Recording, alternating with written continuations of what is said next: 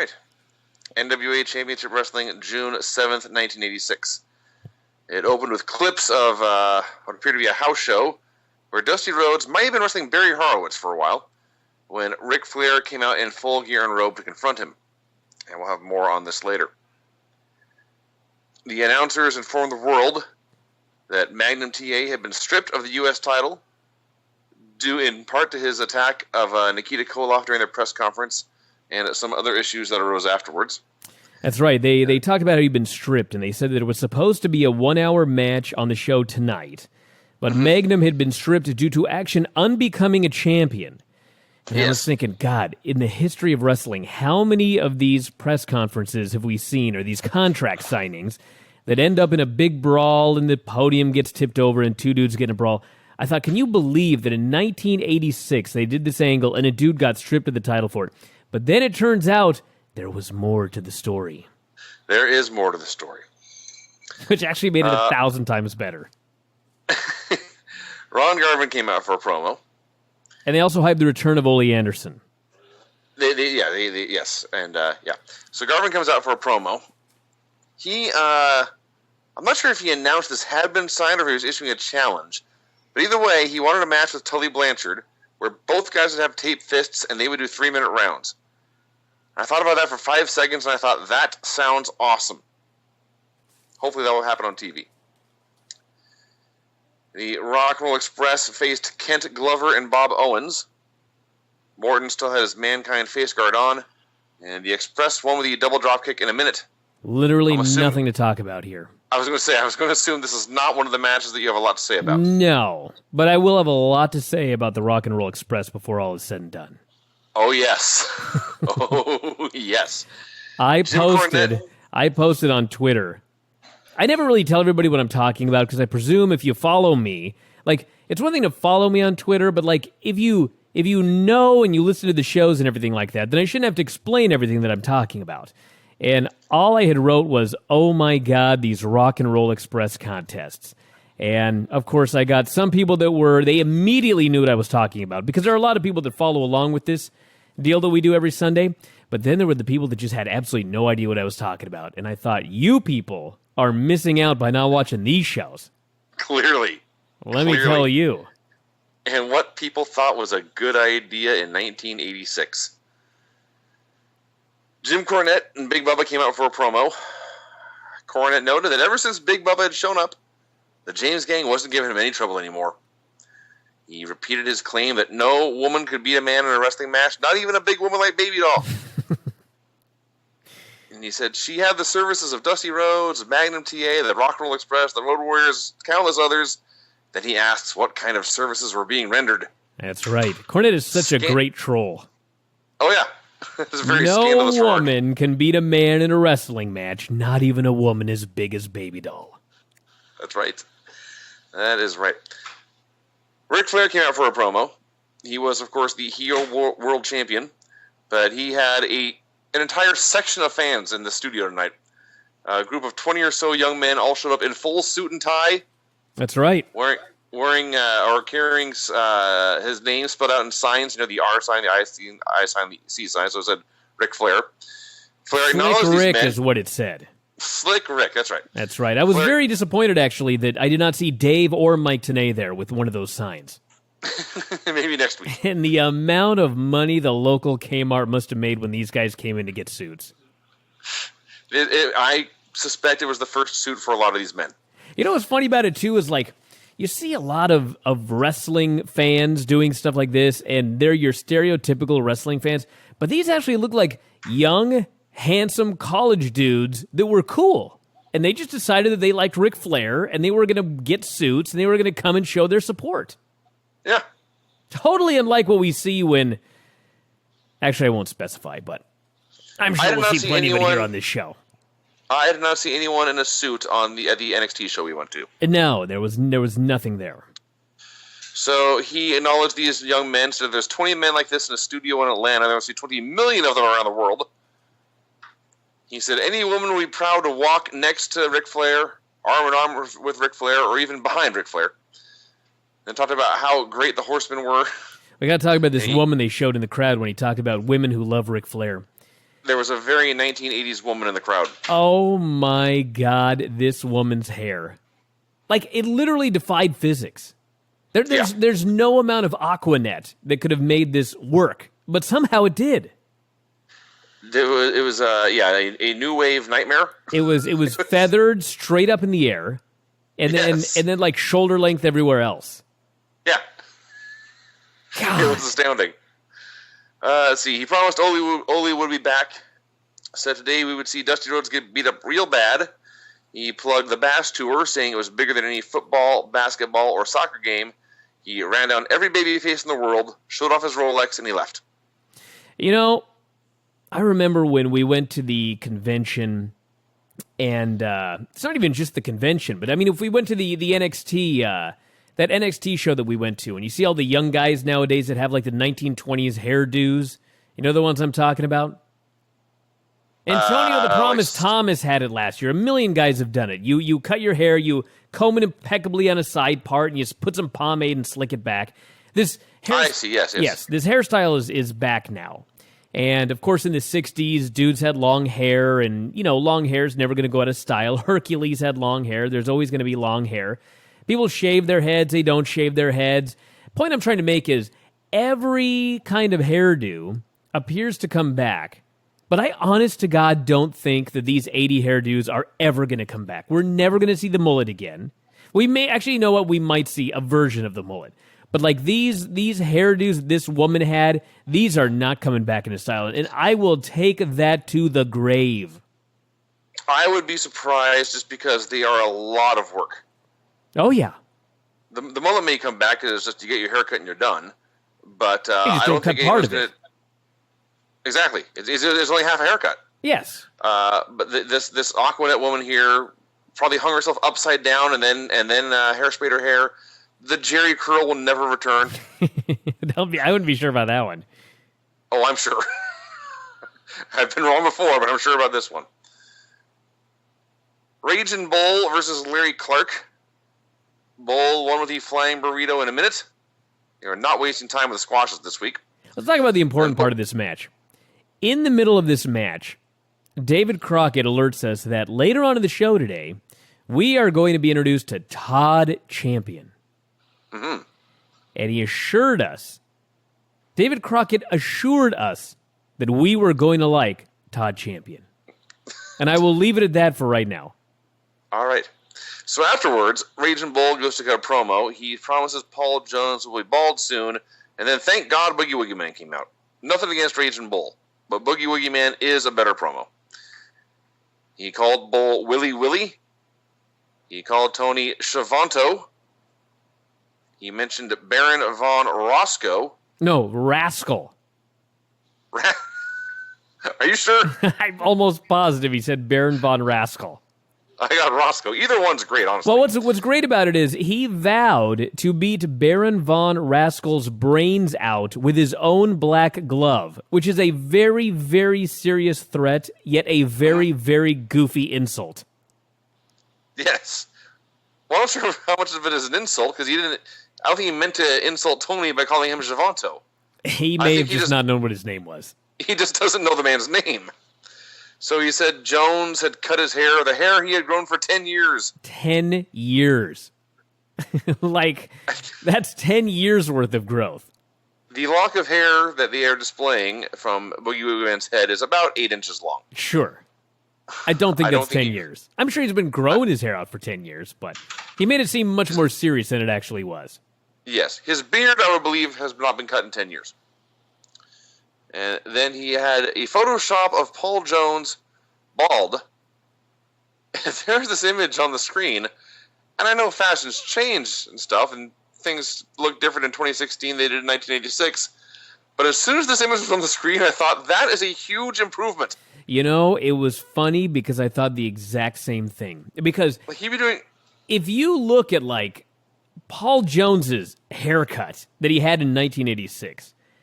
fucking atrocious.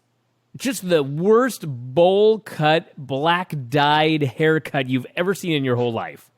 Yeah. And they show a picture of him with his head shaved, and I was like, God damn. Like, you look way better with your shaved head. But of course, Yes. the insult was, my God, to be a man and be bald. What could be a bigger insult than that? So the idea that they were going to take his horrific fucking hairdo and actually give him a better hairdo by shaving his head bald, that was far, far worse than actually just shaving his head bald. Yes. So we went back to the Dusty Rhodes Ric Flair encounter. It was the extended version of the house show footage they had shown earlier. And what a match.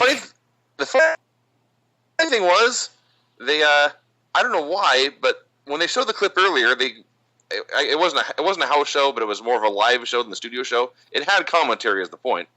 But when they re-aired it, they redid commentary from the studio. Yeah. And in fact, all the audio seemed to be redone. The crowd noise seemed to be replaced by a generic white noise, and you could barely hear them hitting the mat or the ropes or anything, so it was quite strange. Very appropriate on this sad weekend to watch Dusty do the Ali shuffle and jabs. And he beat up Flair for about 5 or 6 minutes, and when Tully and Arn hit the ring for the DQ. And Dusty was fighting off these three men, but then Ole Anderson made his big return. That's right.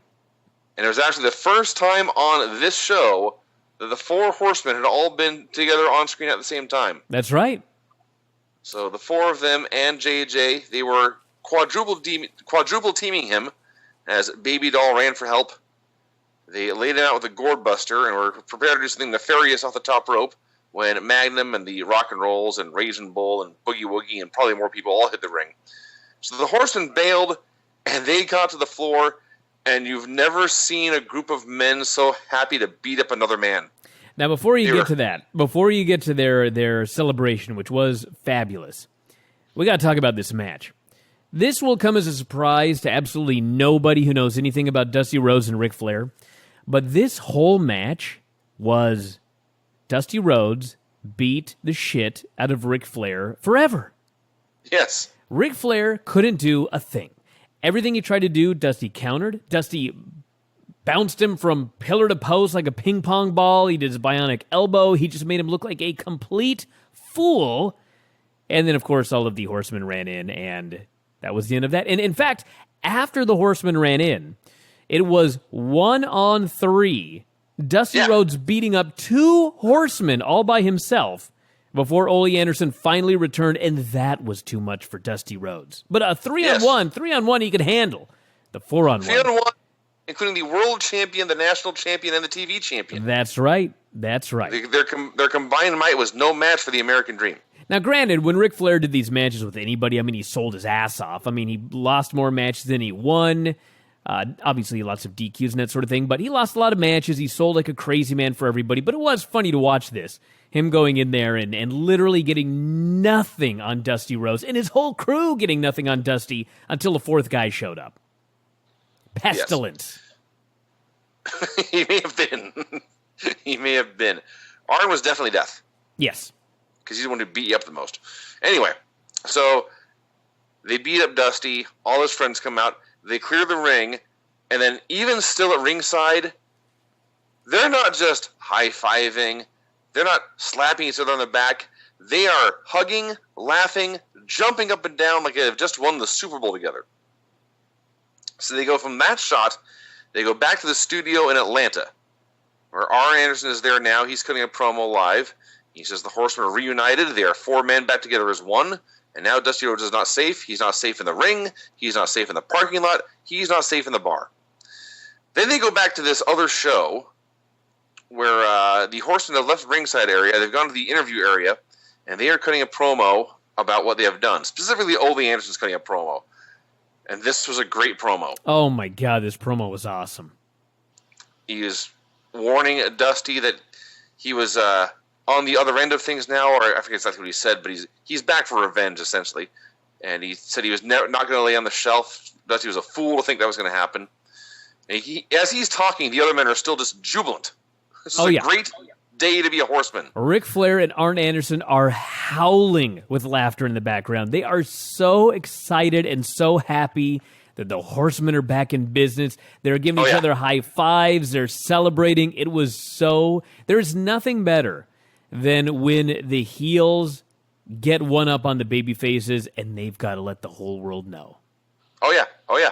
And Ole is saying, hey, you throw the Rock and Roll Express at us, we'll go through Ricky, we'll go through Robert, and then we'll get to the big man. We'll get to you, Dusty Rhodes.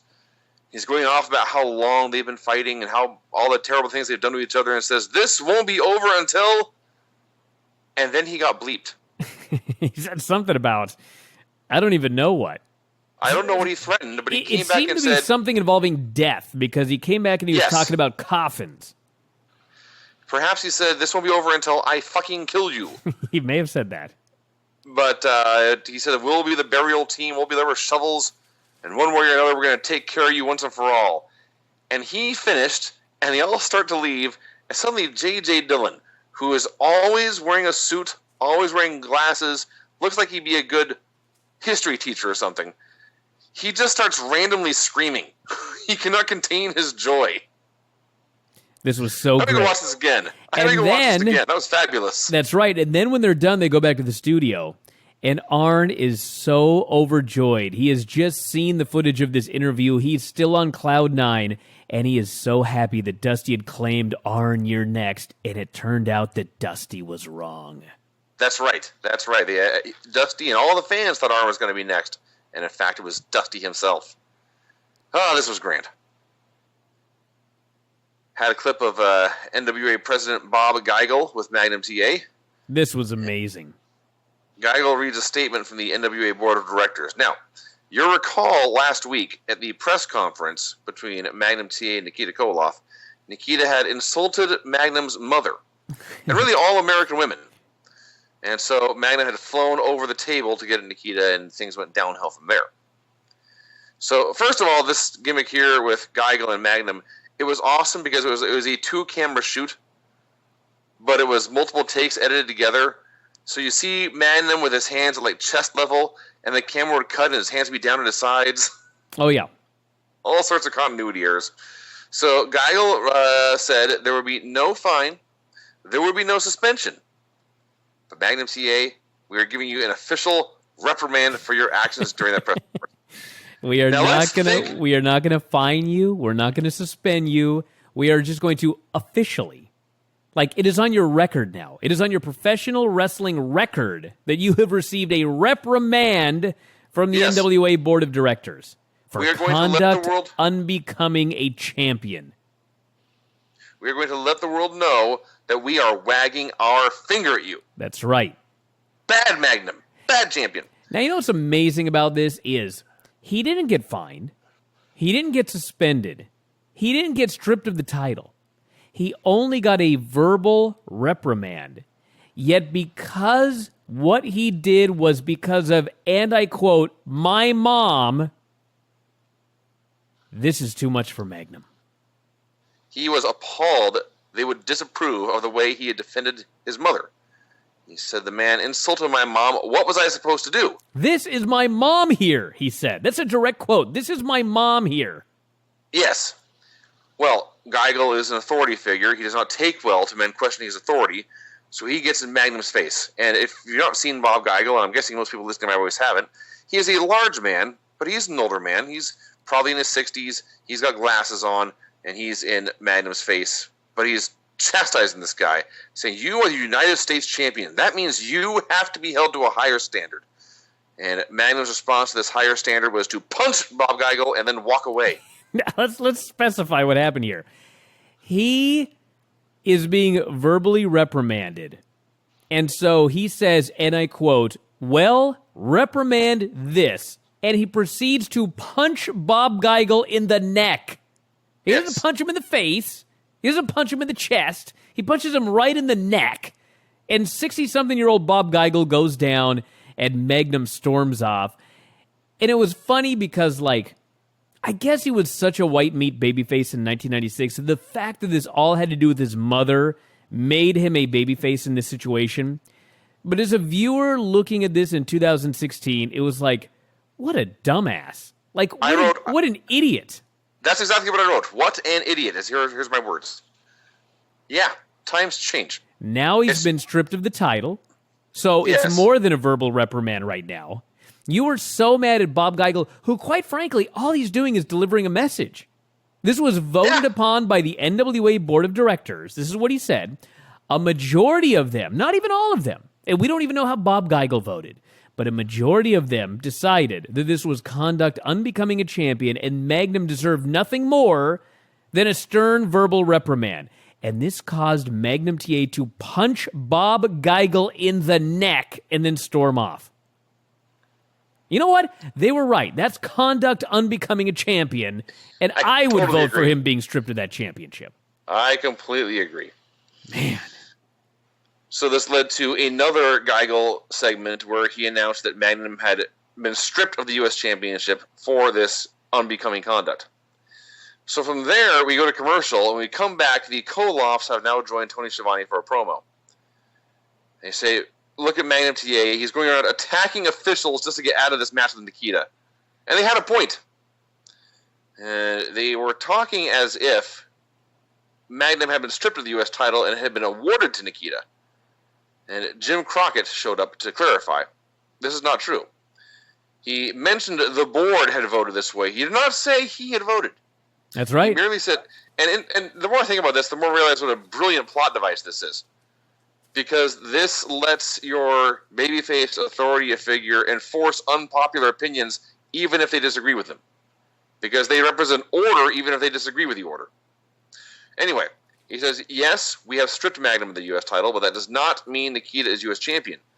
And then he announced there will be a best-of-7 series between Magnum and Nikita for the vacant championship. The first match will take place July 1st in Philadelphia. He leaves. Ivan is having none of this. He says, no. Nikita Koloff is the United States champion, but he will be good enough to give Magnum some title matches on this Bash tour. And he calls out Dusty, and he calls out the Road Warriors, and he even calls out Ric Flair, who's going to be defending the title against Nikita during the Bash. You know, it's amazing. This Great American Bash is coming up, and it has totally revitalized this show. It really has, actually. Yeah, when they announced that there was going to be a Great American Bash tour or whatever in 1986, and they start talking about all of these different cities that they're going to, and there's footage of this helicopter, and it's like, this is going to be the greatest promotional effort in the history of professional wrestling, the blah, blah, blah, blah, blah. And you're like, man, they're really going all out and making this seem like a big deal, but I mean, come on now. And granted, I'm not going to say it was the biggest promotional effort in wrestling history, but man, they did a hell of a job promoting this Great American Bash 86 tour, and it is a legendary tour. Oh, yeah. It's a big deal. And they made it clear it would not be the same card up and down every night after night. Flair will have different opponents in these 14 cities. He defends the world title every night. You're going to see personal rivalries. You're going to see grudge matches. You're going to see championship matches. And you're going to see new matches. That's right. Who wouldn't want to buy a ticket to this? And even though Ric Flair is a heel champion, and even though in many instances he is a coward, and he tries to find the easy way out, and he tries to get his friends to help him, Ric Flair is very excited that he's going to be defending the title 19 times during this tour, whatever number it is. That's right, because that means he's in the spotlight. That's right. He's in the spotlight, and he's the man. That's where he deserves to be. He gets to prove it every night. Tully Blanchard and Arn Anderson defeated George South and Randy Mulkey. The finish was great. It goes about a minute. The Horsemen hit the elevated gourd buster, and Arn makes the cover. And the Mulkeys are, of course, the Mulkeys. They are essentially booked and promoted as the worst wrestlers in the world. And George South, if you watch every week, he never, ever wins, but he always looks good. He's the competent member of this duo. So they hit Mulkey with a gourd buster. Arn makes the cover. George South enters the ring. He has a clear and obvious opportunity to break up this pin. But he stops. He kind of peers over to the side like he's examining Randy Mulkey. He apparently determines that Randy Mulkey has been killed. He turns around and he leaves the ring. I laughed so hard at that. I was fixated on the fact that Arn Anderson pins Randy Mulkey. And on commentary, they announced that Arn is pretending that Randy Mulkey is Dusty Rhodes. And I thought, that is a fucking hell of an imagination right there. It's very vivid, yes. They announced that Waylon Jennings and other country music stars will be performing at the Bash shows. Waylon Jennings. And then they interviewed him. In Waylon's studio, apparently. Tony Schiavone goes to, I'm guessing, Nashville. He's interviewing Waylon Jennings. He had a new album to plug, of course. Oh, my God. It was awesome. It was like it was MTV News. Tony Schiavone's sitting there. Yeah. And he's like, Waylon, tell me about this new album that you did in the studio. And Waylon, before Waylon even gets into talking about professional wrestling, because of course that's why he's there. They're trying to get him to plug the Great American Bash Tour, and he's going to be performing or whatever. But Waylon Jennings, he's asked about his new album, and so he's got to talk about it. He's talking about the production of it and the producer, and they're having so much good times together. And then he says, and you know something, Tony? I think I sound better than ever because this is the first time I'm recording in digital. I was like, what the fuck? I'm old. This was the big breakthrough in 1986. He was recording in digital and not analog. He's very excited about this new technology. And, of course, he was sure to mention it's my best album ever. Oh, yeah. Because that's what you do. God, have you ever read about Waylon Jennings in, like, the 60s, 70s, 80s, and then, of course, he ended up dying in, like, early 2000s? I know almost nothing about him. Well, all you need to know is that every single one of these wrestlers on the roster could have learned a thing or two from Waylon Jennings about the party life. Aha. Oh. Well, that's not surprising. So, they go on about the album. He apparently did a TV movie, I believe, with Dusty Rhodes. Talked about that experience for a while. Starts talking about how great wrestling fans are. And it's gone too long. I'm wondering what the point of it all is. And then finally Tony says, Waylon, thank you for your time. And he turns to the camera and says, we'll be back with more exciting action or whatever. And as like the screen starts to fade to black, Waylon says, hey, you're a big guy. Do you wrestle at all? And Tony's response is, quote, not me, not at all. Tony's as amazing. if the entire, I don't know if the idea was just so ridiculous or beneath him, but he wanted to make it clear he did not wrestle, and under no circumstances would he wrestle. No, none. I laughed at that. Speaking of laughing, let's talk about Baby Doll's cowboy hat. Oh my God, everything about this. I'm sure the rest of it was spectacular too, but she comes out in the cowboy hat. It's a black cowboy hat. It's got various decorations around the brim. It's got beads and probably feathers or whatever. And then dead center, right in front, there's a big, giant rattlesnake head, mouth open, fangs exposed. Somebody thought that looked cool. Oh, yeah. Dusty, now, probably. Well, that's a good point. Speaking of, Baby Doll was not here to cut a promo. Baby Doll was here to introduce a promo. So Schiavone says, here's Baby Doll. Baby Doll walks out in her rattlesnake head cowboy hat, and she says, here's a clip from Dusty. And they go to a pre-taped Dusty Rhodes promo. He's very low-key for most of this. He says, the dream doesn't care if you're white or black or yellow, brown or green, but Ole Anderson, he's just a redneck. And I'm like, well, that's quite a cloud of cast over the guy of all the reasons you two hate each other. He says, this is pro wrestling, this is deadly serious, this is not a cartoon, this is not a comedy, this is serious business. He's going off about how it's rough waters out there, and he's there to give fans shelter from the storm. And he kept talking, and it was cryptic, it was vague. I believe he challenged Ole Anderson to a fight to the death, but I'm not sure. Yeah, he was playing it up like this was the final match for one or the other. I thought this was a goddamn great promo. I thought it was this was like a really, Dusty had some promos, he's got great delivery, and he's Dusty Rhodes, so sometimes he does a promo, and it's like, it was a hell of a promo, but he really didn't say anything of any value whatsoever. He was just being Dusty, and he's so good at it that he could read from the phone book, and it'd be awesome. This was a goddamn great promo. This was a promo where you listen to it, and you're like, man, is one of these guys going to retire? Is like, are they seriously like getting out of the business and they're going to do the blow-off match here or something like that? This was a real money. I thought this was a real money promo. And Nikita Koloff versus the advertised Todd Champion. Let's talk about this Todd Champion guy. Todd Champion's real name is Todd Bradford. You got that? I heard you. Todd Bradford, yes. Todd Bradford. Now, this guy decided that he was going to get into wrestling, and he needed a name. And he came up with Todd Champion. Todd Champion. So be like on this show, they had a man named Frank Loser. This Champion guy, I don't know if this was his actual in-ring wrestling debut, but this was the year he debuted, so he hadn't been around for long. And Nikita gave him a lot. He was obviously very green. Nikita killed him and everything like that.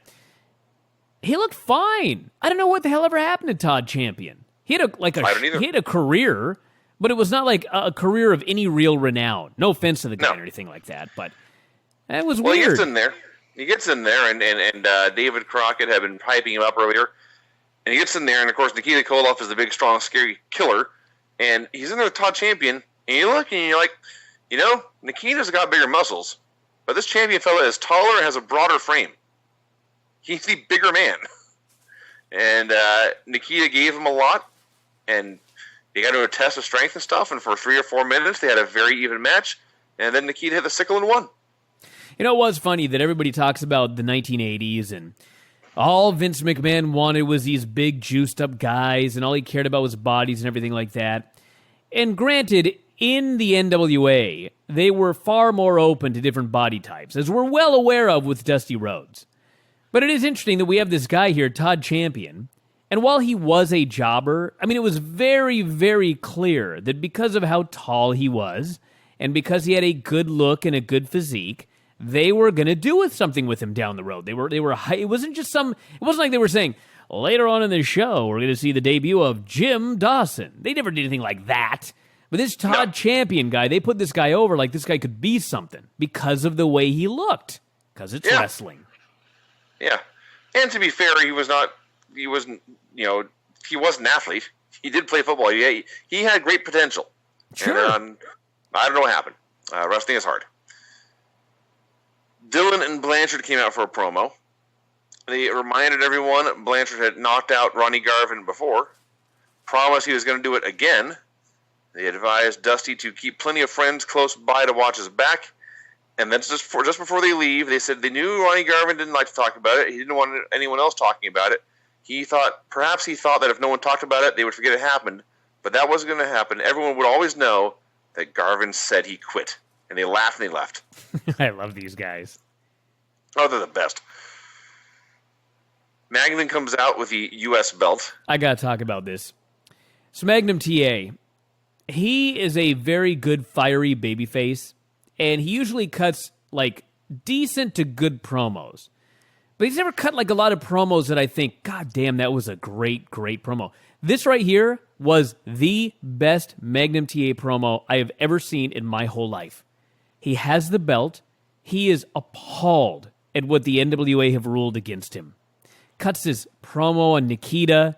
Says, you had all these chances, Nikita. You could never get it done no matter what the stipulation. And finally, you had to stoop so low as to bury my mother.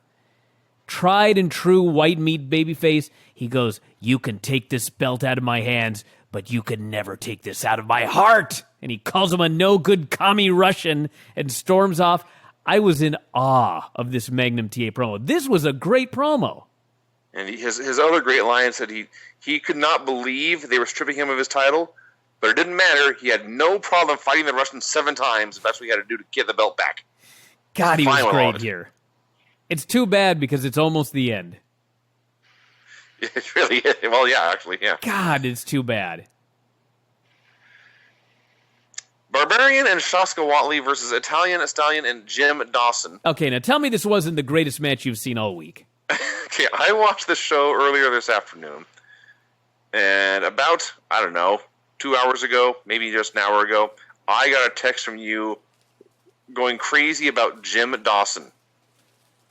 And I thought, I don't remember Jim Dawson. I opened my notes. I did a search for Jim Dawson. I had nothing to say about Jim Dawson himself. So apparently whatever was amazing about Jim Dawson, I missed it. Have you gone back to watch this yet? I have not. Okay, let me explain this to you. Please enlighten me. First off, the highlight was Paul Jones doing his wild ranting promo.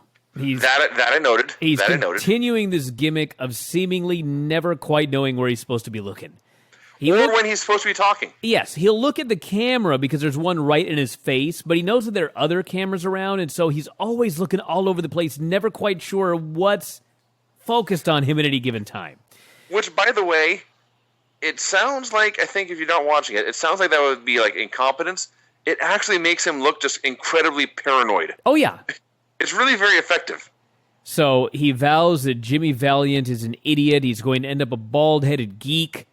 And he says, no matter where I go, I do not want to see that bald-headed picture of myself anymore. And Tony and David Crockett are howling in the booth. And by the way, about 2 minutes later, they just put it on the screen anyway, just because they're trolls. Assholes. Total assholes. Then we got this Jim Dawson. It's been a long time since I've got to really talk about one of these jobbers. Jim Dawson looked like a fan who was in good shape. He had a semblance of abs, but he's standing there on the apron, and he is absolutely terrified that maybe, perhaps his partner might tag him, and he might have to get in the ring with these monsters. So, of course, he does get tagged in, and you've got to watch this match again, Vinny, to see this fucking guy. He sells in the dramatic fashion that you would see from a fan who was in the ring for the very first time. You know how they, like, arch their back, and there's all these theatrics, and they flop around everywhere? So Barbarian clearly has no use for this guy. And I did notice a lot of Shaska Whatley in this match. He fucking knocks down Jim Dawson, and he does... This is going to sound weird to say because you really can't work a double foot stomp. I mean, you do jump in the air and you do land with both feet on the guy, and it is all of your weight. And I mean, there are ways to make it seem less horrible than it is, but I mean, you're really jumping up in the air and stomping on a guy. Fucking Barbarian does what I can only describe as a shoot double foot stomp. He jumped and stomped right on this guy's stomach and then just stood there on the guy. Then he brings him over to the middle of the ring, and he gives him, as God is my witness, the funniest fucking press slam I've ever seen in my whole life. Barbarian is so strong that it does not matter if you are going to go up for the Barbarian. You're going to go up. It's better if you go up for him, because I think if you go up for him, he's going to put you down gently. But if you don't go up for him, like Jim Dawson here, he is just going to lift you up, and he's going to press you over his head, and he's going to throw you towards your head to the mat. And it's up to you to not die. I shouldn't laugh at this because it was so careless, but I was in tears at the press slam that Barbarian gave this Jim Dawson guy here. And then Jones hit him with the riding crop, and the heels won, and all was well in the world. But you've got to watch this again to see the magic of Jim Dawson. What I got out of this match is, we watch Lucha Underground these days, and there's a wrestler on there called the Mac. Is he like Shaska Whatley's nephew or something? Like legit? Yeah, they must be related. Vinny. They look the same, they move the same, they wrestle the same. Maybe he was just a big fan growing up. It could be. Everyone's got a hero growing up. Maybe the Mac's favorite wrestler was Shaska Whatley. Hell, mine is half the time. So Shaska wins with the superplex and a splash, and then Jones hits the ring. He hits this, for a guy who was a pro wrestler for a long time, he hits a very awkward knee drop. He's attacking him with a riding crop, and out comes Raging Bull, Jimmy Valiant, and Ronnie Garvin. They hit the ring, and they are able to hold poor Shaska down and cut off some of his hair. God, Valiant there with scissors in the middle of this angle. That's just like, this is... Yeah. I hope those are like the the scissors you give kindergartners that aren't really that sharp. Sure, yeah. I hope that's what they were with in Jimmy Valiant's hands. Paul Jones, by the way, at the end of this is all the babyfaces are in the ring and they're cutting off Shaska Whatley's hair. Paul Jones is on the outside and he runs at them with his riding crop. He's on the outside of the ring and they're in the inside of the ring. And he runs towards the ring swinging his riding crop. But then Jimmy Valiant just kicks the ropes and Paul Jones runs for his life. Oh, yeah. He's the best. He's great. Wahoo McDaniel could eat a short promo. He hyped up a strap match with Jimmy Garvin, and they showed Garvin and Steve Regal jumping Wahoo and whipping him. This led to Wahoo McDaniel versus Lee Peak. I'd like to add, by the way, that Tony introduces him, and he says, my guest at this time, or whatever they said back in those days, is Wahoo McDaniel. And I thought, wow, he got it right. He called him Wahoo McDaniel. And so they do the interview, and they go to the ring, and Wahoo McDaniel is facing Lee Peak, and they go right to David Crockett, and he welcomes us to this match with Wahoo McDaniels. And I'm like, there you go. Could someone have just smartened this guy up one time? Well, I think they did smarten him up one time, then he forgot. Let me read my review of this here very quickly. All right. I think this sums it up best. It's very poetic, if I do say so myself. Chief kills him with death, beats the fuck out of him, backbreakers him into oblivion. The ref is then like, his leg is on the ropes, and the Chief must have told him, the fucker's dead, count. And so he counted, and that was the end. I loved it. That is pretty much what happened. He hit a backbreaker, which he never wins matches with, by the way, but he did today, and they were by the ropes. And the ref said, I can't count his legs on the ropes. And Wahoo looked at the ref and said, I don't care. And he and the ref counted him out. So Lee Peak lost, and then Wahoo taunted the Ric Flair fans in the front row. I want a Wahoo McDaniel Brock Lesnar match, and I want a Wahoo McDaniel Samoa Joe match. And I would be a happy man. Actually, Wahoo versus Samoa Joe would be amazing. It would be unbelievable. That would rule. Cornette returned for another promo.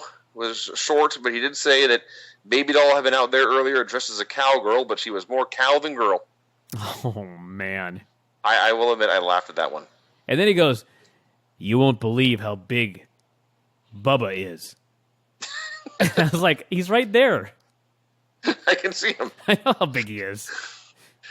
The Midnight Express faced two geeks. Dude, that's exactly what I did. I didn't even go back to get their names. It doesn't matter. That's literally what I wrote was Midnights. I usually go back, but this time I was like, it doesn't matter. But I'm then, pretty sure. Oh, good. I was going to say, I didn't think it mattered until I watched it. And then I learned that one of them was Vernon Deaton. And I know this because Jim Cornette said, look at Vernon. He's hopeless. Oh, yeah. The other He guy. buried Deaton a lot. The other guy, I have no idea who this guy was. But you can add him to the list of guys that couldn't go up for anything. He was pale as fuck. He had blonde or red hair and a horrible mustache, baby blue trunks, knee pads under his tights, and elbow pads on each elbow to make sure that his arms looked even skinnier.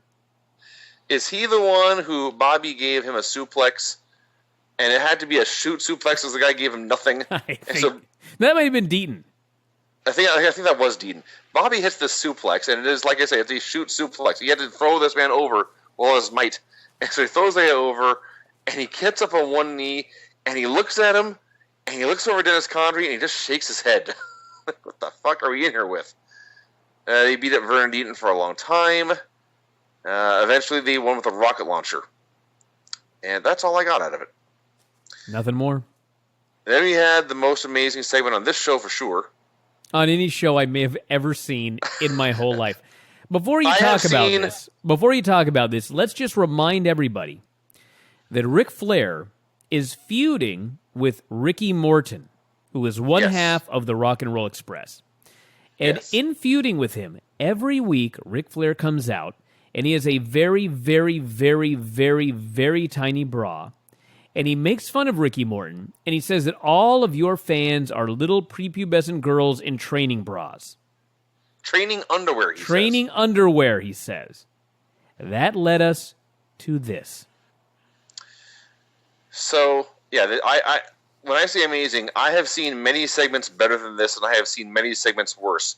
I don't know if I've ever seen a segment more amazing than this that aired on an innocent Saturday afternoon or Saturday morning show in 1986. Tony Schiavone's out there, and then Rock and Roll Express are standing next to him. And Tony breaks the news that following the Great American Bash Tour, there's going to be the Rock and Roll Express Summer Sizzler Tour. This will be their loop they do after the Bash. This will be happening in August, I believe. And he says, the Rock and Roll Express are very popular with fans, young and old alike.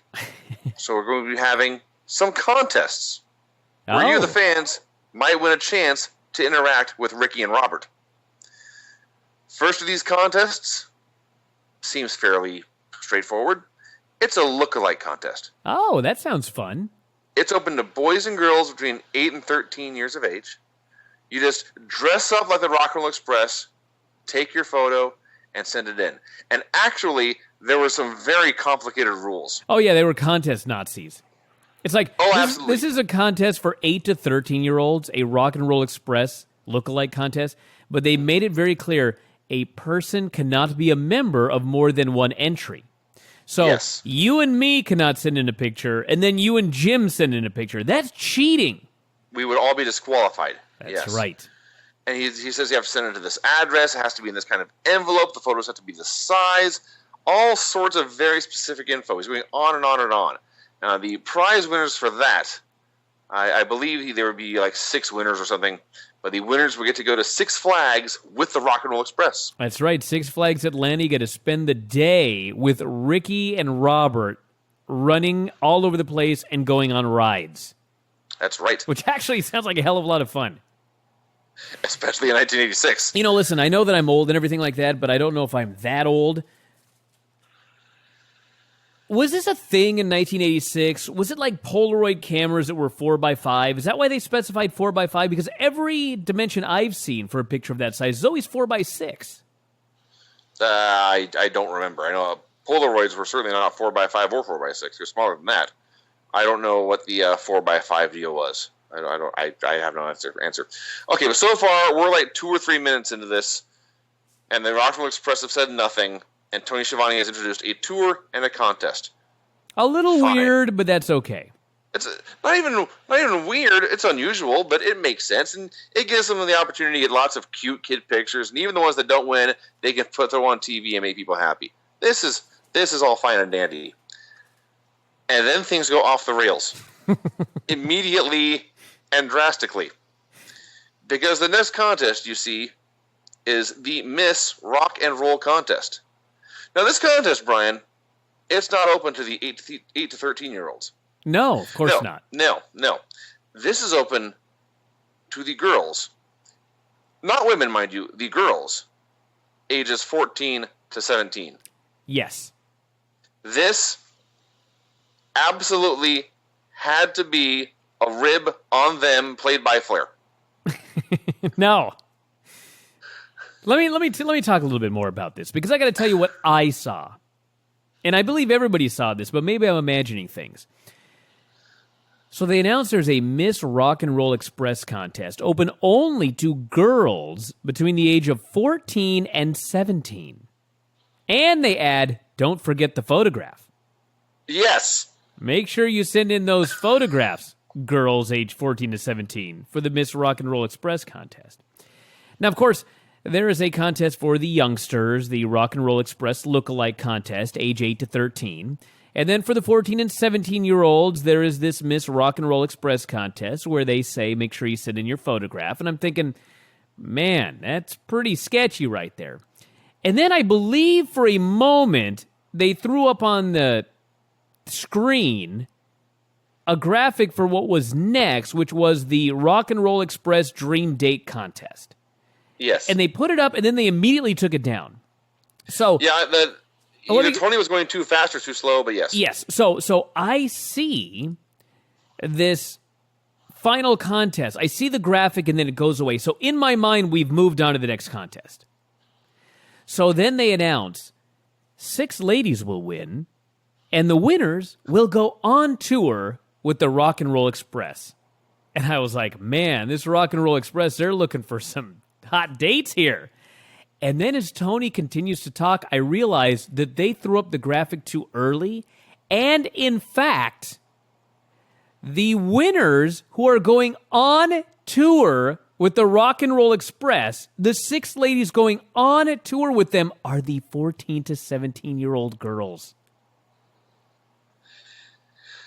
Yeah, I am pretty sure that is right. I'm positive that is right. Because they would part of the prize winner was they would accompany the Rock and Roll Express to ringside.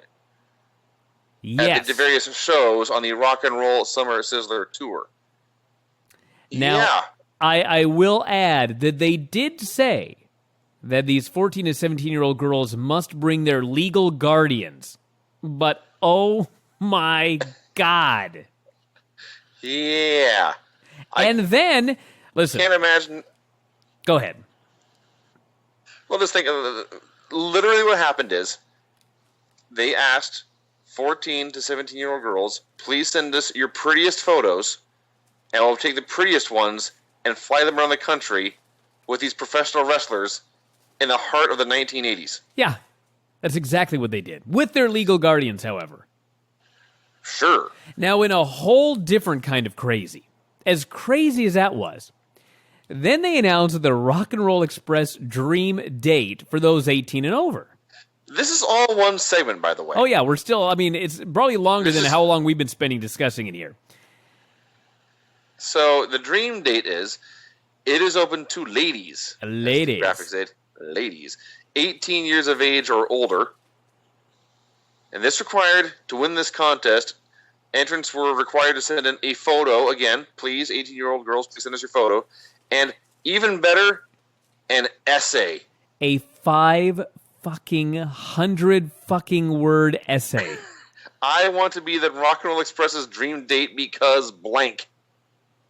Can you imagine? Can you imagine? There were no selfies in the 80s. There was no there was no Snapchat. This is what you had to do if you were a young girl looking for attention. Wait for the wrestlers to announce a contest, and then send them all the photos you could. So I'm gonna listen. I swear to God, I'm gonna get a hold of Jim Cornette, and I'm gonna find out if these letters exist because I need them. Good call. Good call. So the prize for this contest is you all go in your, well, I guess two of them will get the dream date with the Rock and Roll Express in New York City. Oh, man. What could be better than that? I can't imagine anything going wrong there. So this goes on. This is seriously like a 5-minute segment because there's 3 different contests, and Tony has to read the rules for all 3 of them, explain what's going on, and it takes a long time. And the whole time, the Rock and Roll Express is just standing there, maybe smiling a little. They're just mannequins. Actually, Robert is just kind of staring at the camera like a mannequin. Yes. And Ricky is just like grinning the whole time. Like, I can't believe this is actually taking place. It was a fucking rib, and they're doing it. Yes, that's exactly what it was. So, Tony finishes. Like I say, it's been 5 minutes, and Tony says that those are the contests, and man, we're all excited for the Rock and Roll Express Summer Sizzler Tour. And he turns the mic to Ricky Morton, and Ricky Morton says, this is a quote, "The tour is going to be hot, woo!" And he leaves, and Gibson leaves, and that's the end. Oh my God. The show was all downhill from here. There was nothing that could follow this segment. Ron Garvin wrestled Bill Tabb. This is funny because the gimmick, the finish is going to be like, Garvin will do like a duck a clothesline, turn around, hit a punch. So he ducks the clothesline, and he turns around, and Bill Tabb has tripped and is now on the ground. So he just waits. He just has his fists cocked and waits 5 or 6 seconds as Tabb gets to his feet and turns around, and then Garvin punches him anyway. Rage and Bull promised there would be more haircuts. Valiant showed up with the wool, as he claimed. They had shorn from Pistol Pez Watley's noggin and said this is nothing, there's going to be more to come. The James Boys and Baby Doll came out for a promo. They ran down the Midnight Express. Legitimately, I didn't understand one word Magnum said here. This was not as good as his earlier promo. No. And then we had Jimmy Garvin and Steve Regal versus Rocky King and Paul Garner. What's funny is I was already like, after the Rock and Roll Express thing, I mean, I was just like spent. I was just done with this show. Yeah. And I was looking at the thing, and it's like, what the fuck are they going to do for 10 more minutes on this show? And the answer was Jimmy Garvin and Steve Regal versus Rocky King and Paul Garner. This went forever. And it was funny because Garvin's been doing a singles wrestler here for however many months he's been in. Here he's back with his old partner, Steve Regal, and the announcers even noted this. Garvin was taking it easy. Steve, you do all the work. I'll tag in, do like 2 punches, and tag back out. Hey, it's for the best because this Jimmy Garvin guy, great promo, that's it. Well, I'm watching Steve Regal, and he's okay. He's on a cool drop kick. But all I could think was, this team beat the Road Warriors? Well, you know. Even as a work, I couldn't believe that's possible. I don't understand how that could happen. So he eventually pinned Garner with a Russian leg sweep. And then, I don't know if I can say Jimmy Garvin saved the show, but he ended on a high note for sure. They're over there by the announce desk. Garvin pulls out a copy of USA Today. He says, Tony, I'm such a gentleman. I'm such a friendly guy. I, with my own money, took out a personal ad of the nation's largest newspaper. He unfolds USA Today, and he claims to read an ad looking for work for an old, run-down Indian with brain damage from being dropped on his head and scars on his back from being whipped. He's talking about how there's some miles left, but plenty of use, and what various skills there might be, and what jobs might be fitting. And he finally finishes, and he throws the newspaper into the air, and he cackles at his own joke. Oh, I laughed. But it was awesome because he's laughing, and Steve Regal is laughing, and Precious is just laughing and rubbing his shoulders. Oh, yeah. They're a great act. But then there's still TV time to fill. So Garvin, I guess, he grabs something, which I can only assume was the format for the show. And he just starts at the top and starts burying all the baby faces on the way down. He can't believe Magnum TA was whining about his mom and then whining about his championship. And his mom probably wouldn't be so proud if she knew that Magnum used to be a dancer in San Francisco. Couldn't believe how unfair it was that the great Russian team would have to beat this man 4 times. He's running down Dusty. He's running down the Rock'n'Roll Express.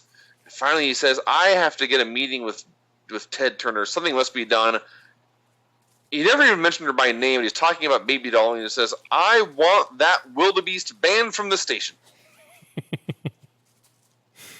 And finally, they ran out of time, and the show ended. You know, I've talked about Jimmy Garvin before. Him and Precious got married before I was born. There's still a couple today. Oh, yeah? He vowed that he was going to get into wrestling. He was going to get out at 40. He was going to become a pilot. He did all that. He appears, I don't know, but it appears that he figured out very early on, you know what? I'm a fucking flamboyant character. I'm a great personality.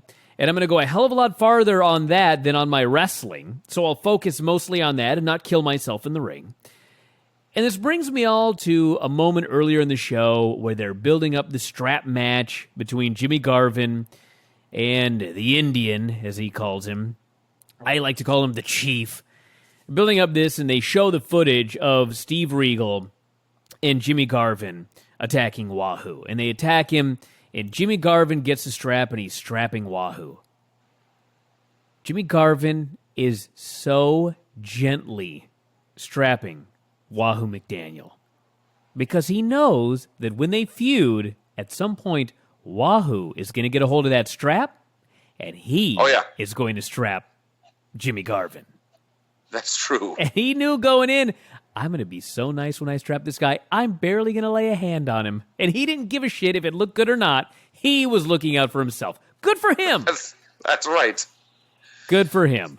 So that was that.